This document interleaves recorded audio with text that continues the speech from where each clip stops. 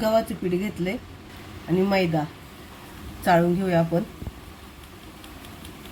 त्यामध्ये मीठ, थोडंसं जिरं आणि 1 चमचा तेल.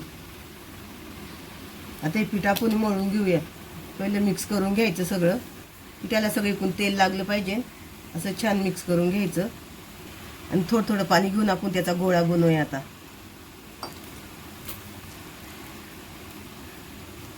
आपले इथे पीठ मळून तयार झाले. आपल्याला एकदम घट्ट पीठ मळायचे या पद्धतीनं.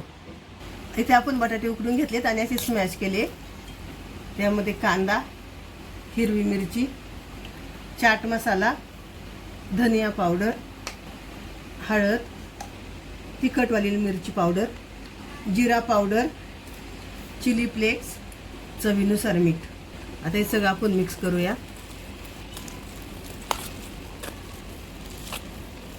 आपण मगाशी पीठ मळून घेतलं होतं त्याचा एक आपण गोळा करून घेऊया आणि लाटून घेऊ.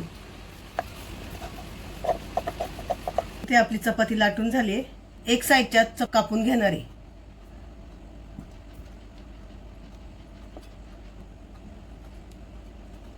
आपला तवा तापलाय, त्यावर आपण छोटे छोटे केलेले चपात्या ठेवूया.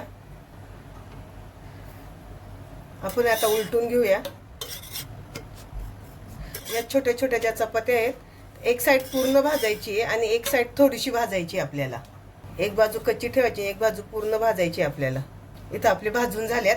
ही बाजू कच्ची ठेवली आपण आणि ही बाजू भाजून घेतली. आता आपण काढून घेऊया एका प्लेटमध्ये. आपण जी भाजलेली बाजू आहे ती आतमध्ये ठेवणार आहे आणि इथं कच्ची बाजू ती खालच्या साईडने ठेवणार आहे. त्यावर टमाटे सॉस लावून घेणार आहे. आपण एक केलेलं बटाट्याचं मिश्रण ठेवणार आहे आणि असं अर्ध्यापर्यंत करून घेणार आहे. मिश्रण ठेवून झाले. त्याच्यावर कांदा आणि हे मुडपणार आहे. असं अशा पद्धतीने आपण करून घेणार आहे. आता बाकीचे करून घेते मी.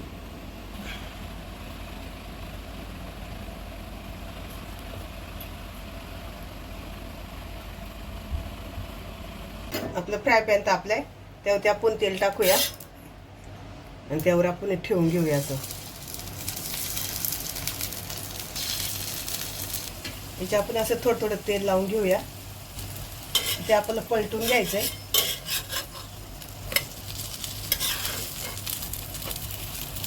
आपल्याला दोन्ही साईडनं लाल कलर येईपर्यंत परतून घ्यायचंय. आपले इथे तयार झालेत. आता आपण काढून घेऊया.